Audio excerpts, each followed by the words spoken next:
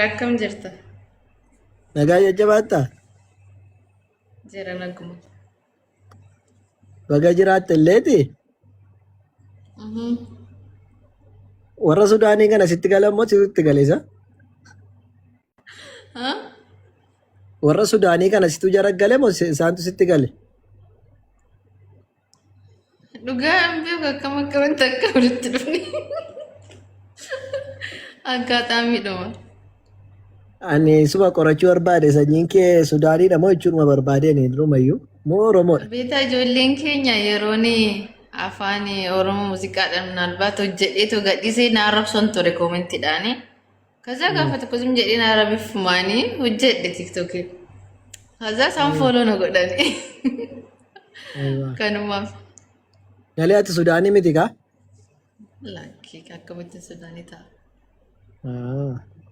Ayi dingata dhiiga achi keessaa qabdaa laa ta'een achitti deddeebite jennaan jarri si biraa bahuu dinnaan jechuudha. Fooloon koo isaan bichaadha beektaa kanaaf. Haa ta'u kheyriin inshaallah. Akkam nagaa keeti? Naguma. Jirtaati.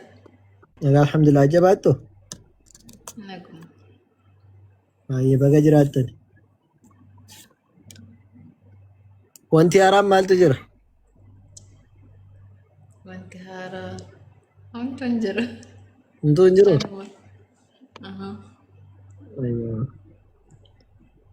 Inshaallah mee nuti gaaffii si gaafanne gaaffii qabdaa re'atoo?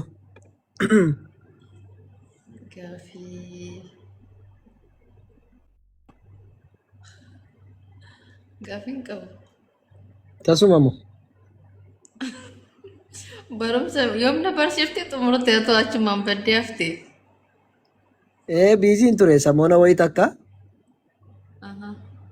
Kanaafan achumarraan bade. Amma waan hin barsiises xiqqoo ishii haa xiinxaltu jedhee numa bade sii galee yoo xiinxaltee jette waa hubatti jedhee yoo irratti daddabalamee jedhee xiqqoo ishii cinqaanii laata jedheetiin badeesi. Lakki naan cinquun kun qabu. Khayr inshaallah. Baati baddee jennaan bakka biiziidha ta'uu nuur jedheetuma. Dhugaadha biiziillee ture garuu haa ta'u immoo sittis baay'isuun hin ta'u dheedhuma bade haa ta'u bareedaadha. Ishi amma gaaffii si gaafadhaa naatu bakka suuta akkasii galuuf tokko tokkoon.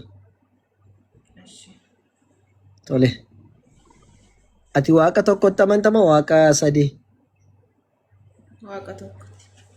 Waaqa tokkotti amanta tole. Good. Ayya. Yesuusinoo waaqa moo nama jettee amanta? Ergamaa Waaqayyooti. Ergamaa Waaqayyooti tole. Ayya. Waaqayyoo seera ilma namaatiif lafa kaa'eera jettee yaaddaa? Seera ilma namaatiif? Lafa kaa'eera jettee yaaddaa fakkeenyaaf seera akkaataa itti bulmaataa akkasiin na sagadaa akkasiin na kadhadhaa jedhee. Na sagadaa? Jechuun na kadhadhaa na sagadaa waan akkasiirraa fagaadhaa waan akkasii immoo godhaa jedhee dhorkeera moo dhorkine Waaqayyo? Waaqayyo na sagadaa jedheera. Galatoomi tolee sagadaa jedheera. Tole ataagaarraa Waaqayyoof sagadaa jirta moo?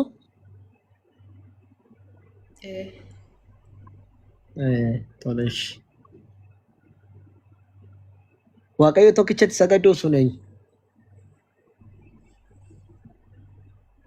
Maqaa qabaa? Waaqa tokkicha akka uumaa keenya kan uumu. Maqaan qabu jechuu tole. Ayya. Tole maarree Waaqayyo tokkicha uumaa keenya hundaaf sagaddee jennaan. Yesuus Kiristoos immoo ergamaa Waaqayyoo ta'uusaa bartee jennaan. Garaagarummaan naaf si gidduu jiru salaata dhiistee jechuudha. Garuu ammoo Nabi Muhammad sallallahu alaihi wasallam nabiyyi dhumaa ta'anii ergamanii jiru beektee addunyaa kanaaf. Waa isaanii kana fudhachuu wanni sitti ulfaatu hin jira jechuun Nabi Muhammadiin ergamaa gootee fudhachuu waa isaanii xiqqoo irraa siimee ture bakka biraatti illee dhageesse hin beeku. Nabiyyi dhumaa ergaman fudhachuun wanni sitti ulfaatu hin jira. Akka natti hin ulfaatu. Okay. Tole, sitti hin ulfaatu. Egaa nabiyyiin islaamummaan waaqa tokkoof sagadaa, waaqa biraadhaaf hin sagadiina. Ergamaan ammoo Nabi Muhammad sallallahu alaihi wasallam ergamaan dhumaati. Seera inni jedhe jala deemaa kan inni irraa dhorke dhorkamaa jedhee namatti hima. Yesuus Kiristoos nabiyyi kabajamaa fi jaallatamaa sadarkaa guddaa nu keessatti qabu. Ergamoota shanan filataman keessaati ulul azmi jedhan nu biratti. Ulul azmi jechuun warroota Rabbiin subhaanahu wa ta'ala sadarkaa guddaa isaaniif kenne jechuudha. Jara keessaa Abrahaam, Musee, Nooh, Nabi Muhammadii fi Ciisaa alayhi salaam. Yesuus Kiristoos jechuudha. So jarri kun bakka guddaa qabu jechuudha nabiyyoota warra kaanirra jechuudha. So nu biratti jaallatamaadha karaa addaa kan dhalatedha waan ta'eef nabiyyiidha jenneen kabajnaan illee jaallannaan. Tole. Kanaafuu erga kana fudhatteeti islaamummaan immoo amantii rabbiin namaa kenne maaliif islaamummaan fudhannere? Rabbi anas sinii kenne anatu sinii jaallate jedha rabbiin quraana keessatti. Islaamummaa anatu siniif kenne boqonnaa 5 irratti waradiitu lakumul islaama diinaa jedha. Islaamummaa anatu isiniif jaallate jedha rabbiin subhaanahu wa ta'ala. Nama miti kan nuuf jaallate. Fakkeenyaaf amantii kiristaanaadha amantiidha jedhameedhuma wangeela keessatti akka hin himamne garuu ammoo maqaa kiristaana jedhu namatu namaa baase. Hojii ergamootaa boqonnaa 11 lakkoofsa 26 irratti Barnaabaas namni jedhamu Anxooqiyaa deemee namoota barbaade wayii argee walitti qabee waggaa tokko barsiisee ka'ee har'aan booda isiin kiristaanota jedhamtu jedheen. Sanuu maqaa baasee malee amantaa kiristaanaati amantiin keessan hin jenneen. Sinarraan booda kiristaanota jedhamtu jedheen. Garuu nuuf maqaa kana kan nu baase namaa miti kan nu baase rabbitu nu baase maal jedhe boqonnaa 22 dhuma irratti huwa sammaakumul muslimiina min qablu wa fi haadhaa jedhe. Isatu muslima jedheeti maqaa isin moggaase rabbi subhaanahu wa ta'alaati. Maqaa moggaase kana cal jedhee moggaase moonaan lakki maqaa ofii isaa jaallatedha. Eessatti jennaani boqonnaa 5 irratti anatu islaamummaa isiniif jaallatee jedhe. Taadhaa akka islaamummaa nuuf jaallateedhaa jedhe rabbiini islaamummaan kun isa bakkeetti fudhatama moo fudhatama hin qabu jennaan lakki fudhatama qaba boqonnaa 19 irratti inna diina amantiin inda Allah biratti al-islaam islaamummaadha jedhe nutti hima rabbiin subhaanahu wa ta'ala. Amantiin jaallatamaan rabbi biratti islaamummaadha jedhe nutti hime. Eega rabbiin subhaanahu wa ta'ala amantii isatu nuu kenne isatu nuuf jaallate isa biratti amantiin jaallatu islaamummaa argate islaamummaa fudhachuun maaliif nama dhiba? Islaamummaa kan fudhatu namoota sammuu qabanii fi kan ragaa ba'e rabbi tokkicha ofirraa jalqabeeti. Maal jedhe? Shahida Allah annahu laa ilaaha illaahu. Rabbiin subhaanahu wa ta'ala jalqaba isa malee dhugaadhaan kan gabbaramne isa malee akka hin taane quraana keessatti ofiif ragaa ba'e jalqaba. Namalee kan gabbaramu dhugaadhaan jiru ragaa ba'e. Itti aansee wa'ulul ilmi qaa'iman bilqisti jedhe. Warroota beekamtii qaban warroota sadarkaa guddaadhaa qaban jarris illee ragaa bahanii jedha. Tolee naafsi jara kana keessaa ta'u maaltu nu dhorke dhugaadhaan kan gabbaramu rabbi malee hin jiru. Nabi Muhammadis ergamaa isaati. Yesuus Kiristoos ergamaa rabbii isa kabajamaa fi isa jaallatamaa jennee maaliif ragaa bahuun nutti ulfaate? Ati maaf ragaa hin baane akkasitti?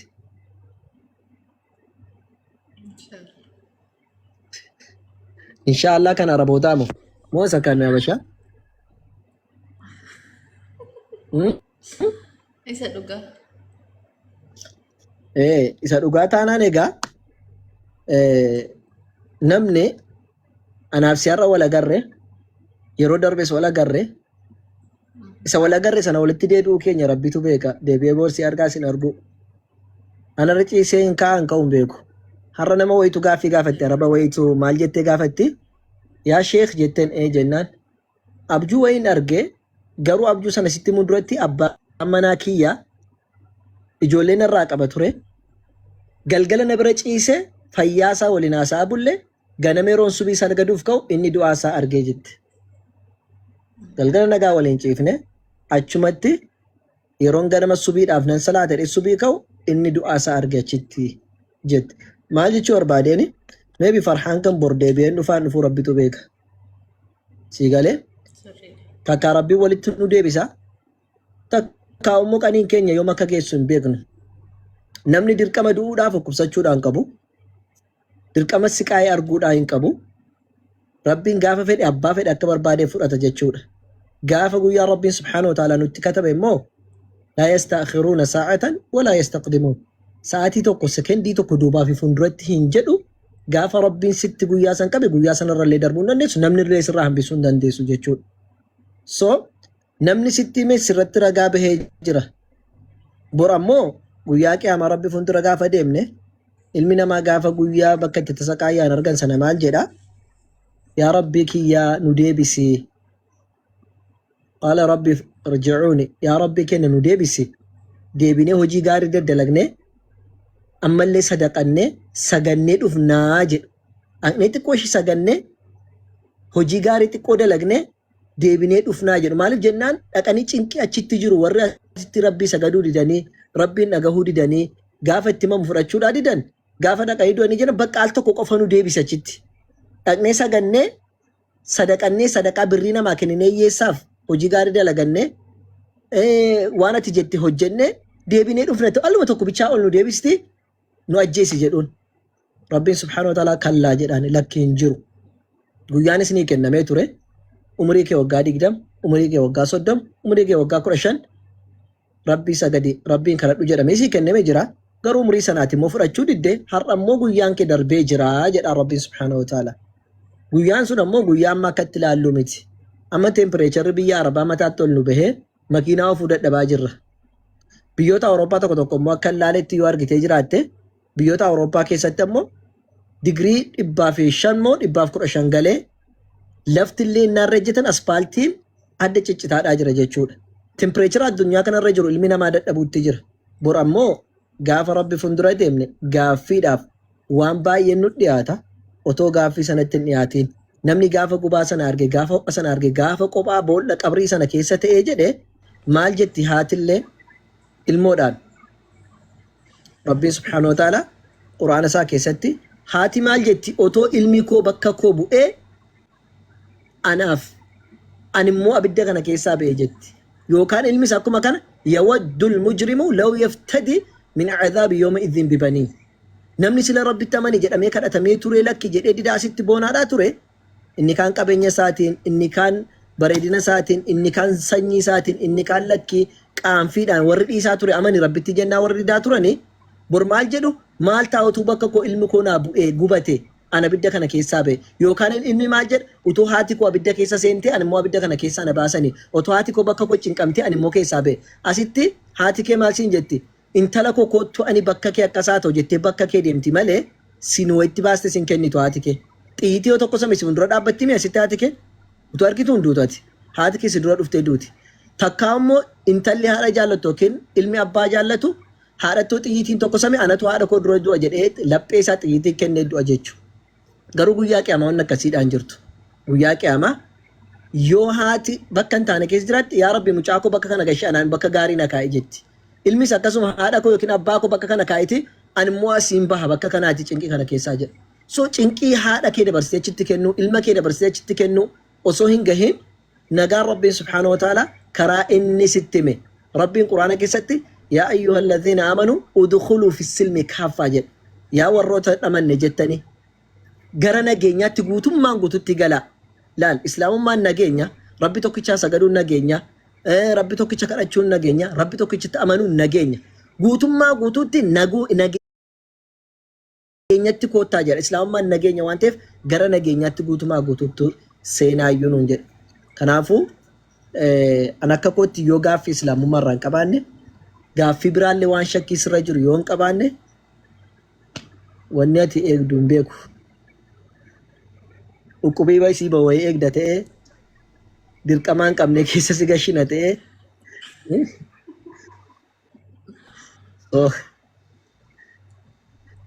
mee maal jetta? Banagaraachin laa wanni keessa keetti shakkii qabu yoo jiraate waan akka shakkii malee sodaa malee gaafadhu waan barbaadde yoo islaamummaa dhufe kun hin jira yoon akkas ta'e akkasidha yoon islaamummaa dhiisee yoo akkasidha waan barbaadde wanni dhaga'u akkasi wanni ta'u akkasi wanni kun akkamitti ta'a jedhi gaafadhu wanni keessaa qulqulleeffattu waan jiru. Wanni kana siin jedhee maaliif islaamummaan qabanne ree siin jechaa jiru ani gaaffii qabu waan jette malee gaaffii qabaannaan keessa kee qulqulleessi baafadhu waan si keessa jiru. Maaliif boritti dhufanii kun akkami kun akkas jechuurra amma qulqulleeffattee maa tokko sodaa maleetti. Sooke namni waan barbaade gaafata bara islaamummaa keessa dhufeeyyuu namni islaamummaa keetti gaaffii heddummeesse gaafachuun dirqama isaati. Maaliif jennaan baruudhaaf waan ta'eef jechuudha. Nagee አንቺም ትጠየቃለሽና ስለዚህ wanni gaafatu barbaaddu yoo jiraatte welcome barriin banaadha qulqulleeffadhu waan si keessa jiru. Carraasiif kenneera.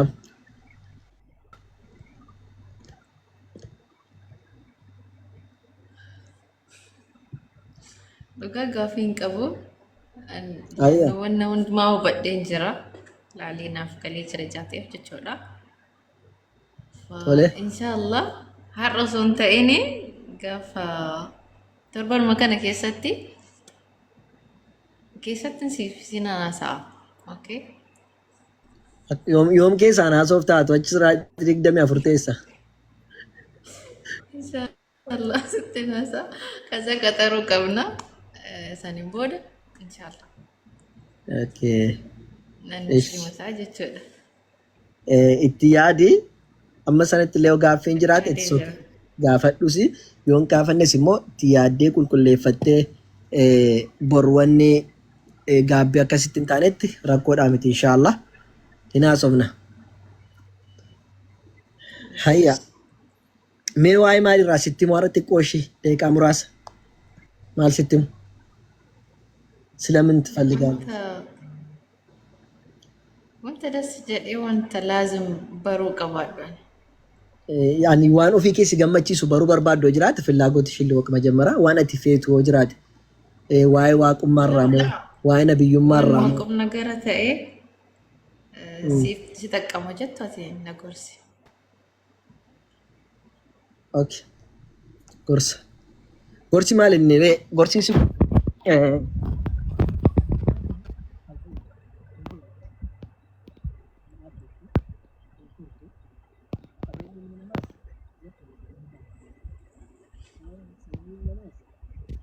Sagaleen keenya jiru. nagaamu Amma nageessa. chaarjii irra waan hin kaa'u fal tokko na rakkisaa okay irraa buqqisee jira. Addunyaa kana irratti qabeenyis ni bada. Bifni nuun qabnus ni bada. Sanyiin nuun qabnus ni bada. Aangoon nuun qabnus ni bada. Namummaan kee kan ati Rabbiin subhaanahu wa ta'ala itti amante garuu yoomuu onnee kee keessaa baduudhaan danda'u. Rabbiin subhaanahu wa ta'ala maal jedha ilmi namaa jedha guyyaa qiyaamaa ergama Rabbi sallallahu alaihi wasallam laa tazaalu qadama cabdii yooma alqiyaamati hattaa yus'al an arba'a jedha. Ilmi namaadha guyyaa dhumaa san waa afur gaafatamu malee lukni isaa bakka sanarraatiin deemuun socho'uu jedha. Tokkoffaa qabeenya isaaf kenname maalitti akka baase hiyyeessaa kenneera karaa gaariitti baaseera waan Rabbi jaallatu irratti godheera waa hunda kanarraa gaafatamu malee achi hin deemu jedhan. Lammaffaa umrii isaa Rabbiin nama gaarii godhee nama kabajamtuu godhee ka bakka qabdu godhee dhukkubbii tokko malee dadhabbii tokko maleetti hojii hojjetatte akka bultu Rabbiin subhaanahu wa ta'ala si uumee si jiraachisaadhaa jira. Garuu Rabbiin gaafa jiraachisu kiristaanas, muslimas, yahudaas, hinduunizimis, budaanizimis inuma jiraachisa Rabbiin. Kana jechuun warri budaanizimii hoolaa sangaa waan gabbaranii fi sangaatu isaan jiraachisaa jira jechuudha miti. Hinduunizimiin illee akkasuma. Kiristaanis akkasuma. Inni kaan illee akkasuma. Rabbiin maaliif jiraachisa ree? Sababiin Rabbiin jara jiraachisuudhaaf Rabbiin subhaanahu wa ta'ala ilma namaa kana isatu uume hundayyuu wal qixxeesse. Anas isatu uume, siinii isatu uume, isa budaanizimis, isa hinduunizimis Rabbi subhaanahu wa ta'alaatu uume. Kanaaf uumaa uume Rabbi subhaanahu wa ta'ala hin miidhu. Na waliin jirtaa? Okay. Na waliin ta'e. Yaa okay. Uumaa hundumaa Rabbi subhaanahu wa ta'ala uumaa isaati waan ta'eef waan uume kanarratti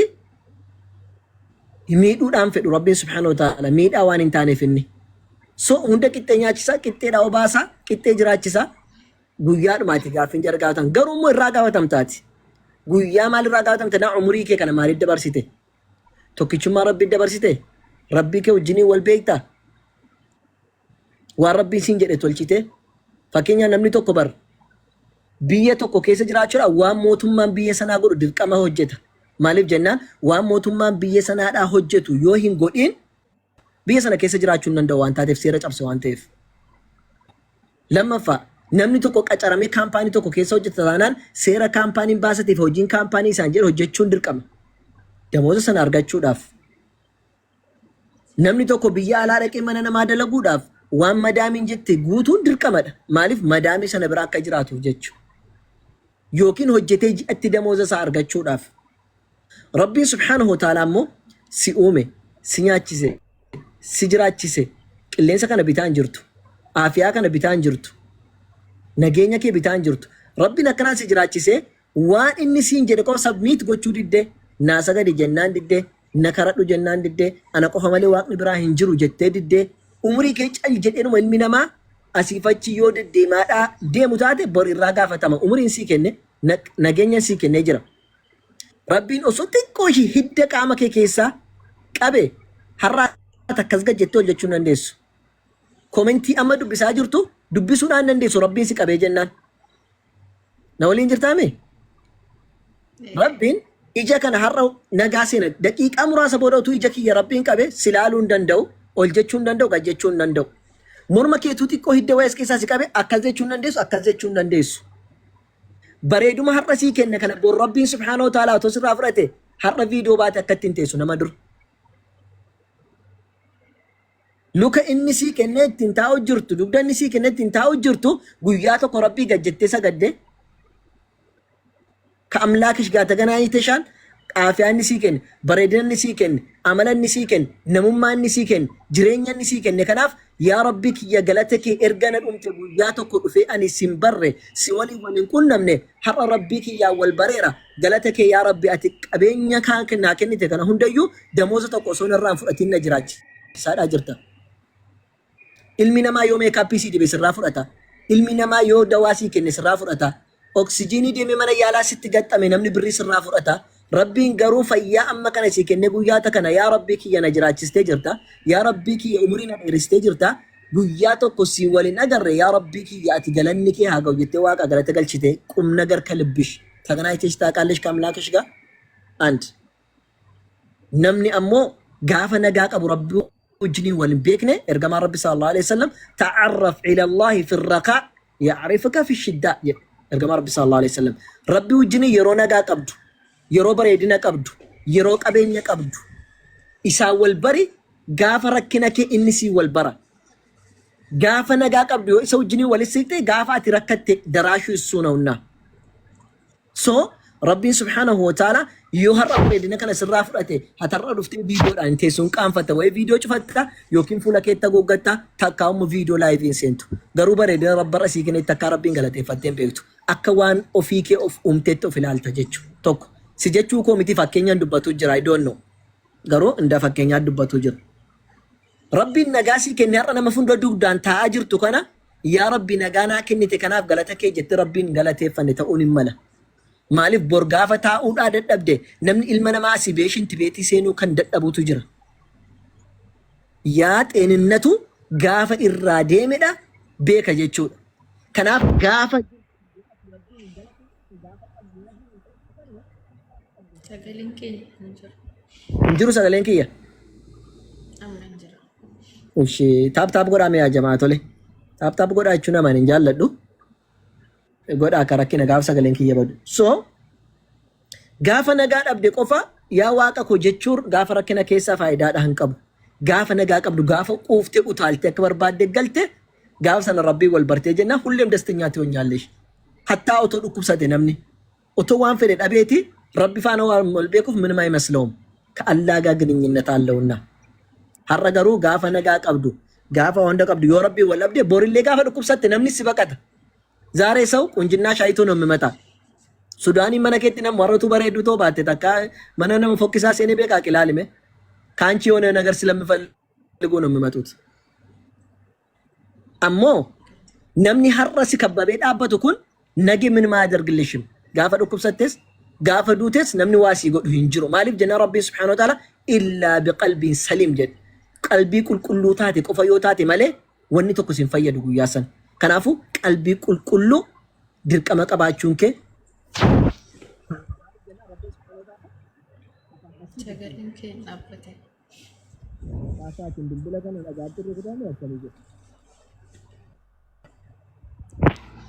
ijoomee Godhattee jirtaa?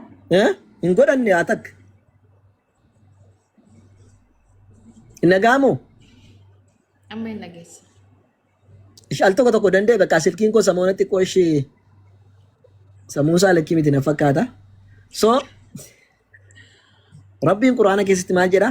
Yaa ilma namaa afa hasibtum annamaa khalaqnaakum abathan maal isin tuluma haasaa qofaaf isin uumne seetanii nun ganama subii kaane amma galgalaatti haasa'ama oolu qofaaf isin hin uumne jedha Rabbiin subhaanahu wa ta'ala. Wa annakum ileena laa turja'uun gara kootti hin deebitanii seetanii nagee marmaraa yeellan masalaachuu hisaaban qabdan seetanii maaliif akka uumamtan maaliif akka jiraattan maaliif wallaaltu ከሌሎች አላህ Subhanahu Wa Ta'ala ከእንስሳዎች ለይቶ beelladoorraati waan rabbiin addanu godheef inni tokkoffaa sababa itti uumamne akka beeknuuf maaliif akka uumamne ዋናኛው የተፈጠርንበት ምክንያት ደግሞ ረቢ Subhanahu Wa Ta'ala ወን እቲ uumamneef ወማ خلقت الجن والانس الا ليعبدون ነመስተ ጅንስ እኔን እንድገዙኝ ብቻ ነው ፈጠርኩኝ ረቢ Subhanahu Wa Ta'ala አከነ ገበረን ቁፋፈን ኡሜ ጀ ሌላኛው መብላቱ መጫወቱ ምኑ ከዛ በኋላ ነው ሶ ተባፈር ገን uumamne waan rabbiin uume kaayyoon uumeef qaba erga inni nu uume makiinaa tokko namni kaaf hojjetu waan uumeef qaba bar waan hojjeteef qaba makiinaa ዝም ብሎ ነው እንድለጌጥ እንድቀመጥ ነው ተሰራ ማርቸዲስ እና ቢኤምደብሊው እና ሌክሰስ ምናምኖች እኮ የተለያዩ ናቸው ሁሉም ካምፓኒ ሲሰራ ዝም ብሎ እንድቀመጥ አይደለም አገልግሎት እንድሰጡ ምትire ረቢ Subhanahu Wa Ta'ala ነመለ ጋፈው አካቲ ተጃጅለ ከንቱ ቢል ሲገለ ሶ አሞ ረቢን እገ ከና ወነ ጀደ ድርቀማ ከቲ ረቢ ወልበሩዳ ቀብዳ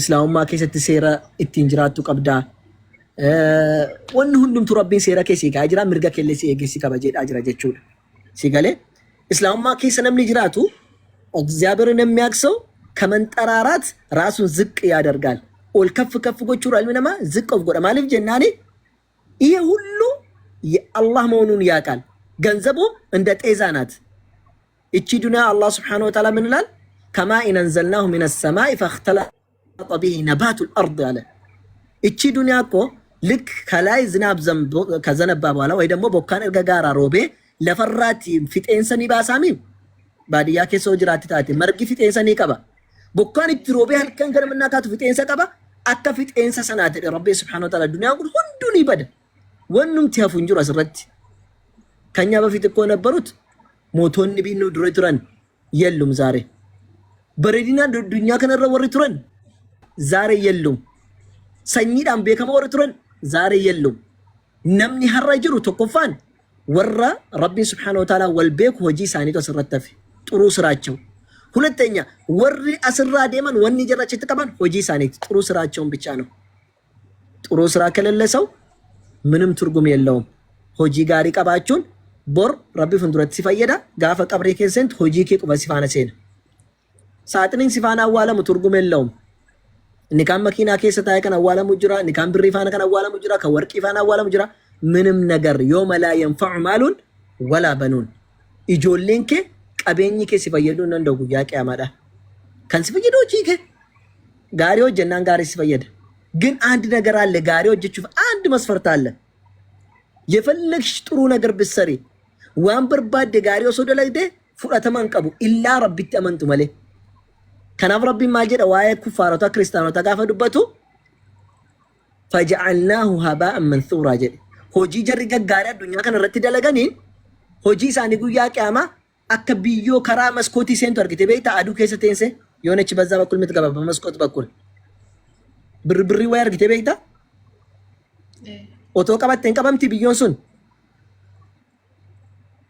እንቀበምቱ ሆጂ ወረ ክርስቲያኖታ ጉያ ቂያማ ከነ ጀዳ ወንቲ ጋሪ ጀሮጅተን ኢሳኒ ፈየዱ ማል ጎደሬ ጋሪ ሰና ረቢ Subhanahu Wa Ta'ala በዳይ ስላልሆነ ረቢ ነመሚዱ አንቴፍ ጋሪ ጀር ደለገኒፍ አዱኛ ከነ ትትኛች ሳንጀር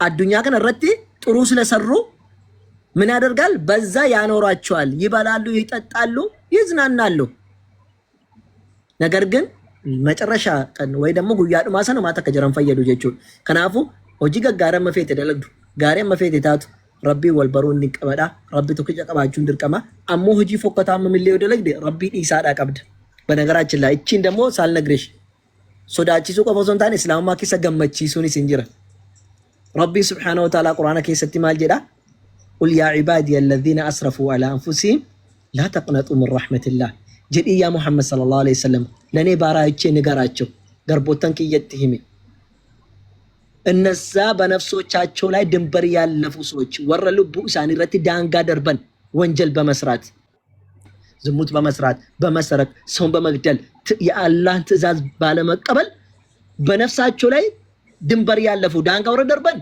ገመቺ ሲንጀራ ረቢ Subhanahu Wa Ta'ala لا تقنطوا من رحمة الله ከአላህ እዝነት ተስፋ አትቁረጡ رحمة ربي را አብዲን ኩታቲና ማልፍ ጀናን ኢነላህ